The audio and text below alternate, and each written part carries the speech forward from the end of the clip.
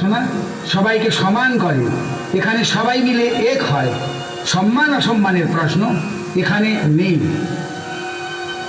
সমবেত উপাসনার সর্বশেষে অঞ্জলি, সেই সময়ে এবং প্রণামকালে বা প্রসাদ নেবার সময়ে কোনো হুড়োহুড়ি হবে না, শৃঙ্খলা রাখা চাই। সমবেত উপাসনাতে কখনো পক্ষান্ন ভোগ দিও না, কারণ তাতে বিশৃঙ্খলার সৃষ্টি হতে পারে, তাতে উপাসনার প্রকৃত উদ্দেশ্য পণ্ড হয়ে যেতে পারে। এই উপাসনাতে ব্রহ্মগায়ত্রীর পরেই আমরা কিছুকাল স্তব্ধ হয়ে থাকি।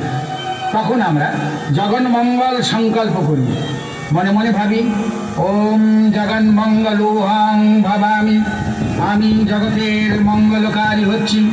ওম জগন্মঙ্গলোহং ভাবামি, আমি জগতের মঙ্গলকারী হচ্ছি। ওম জগন্মঙ্গলোহং ভাবামি, আমি জগতের মঙ্গলকারী হচ্ছি। আমার দেহ মন প্রাণ আত্মা সব জগতের মঙ্গলের জন্য তৈরি হচ্ছে। তারপরে মনে মনে যার যার ইষ্টনাম জপ শুরু করি, মানে ঈশ্বর সাধনও আমার একার মুক্তির জন্যে নয়, আমাদের তপস্যা জগতের সকলের কল্যাণের জন্য। এইটি এই সমবেত উপাসনার প্রধান বিশেষত্ব। এই কথা মনে রেখে সকলের মিলনের এই স্বাভাবিক সেতুটুকুকে তোমরা পূর্ণরূপে সদ্ব্যবহারে আনো, এইটি তোমাদের প্রতি আমার নির্দেশ।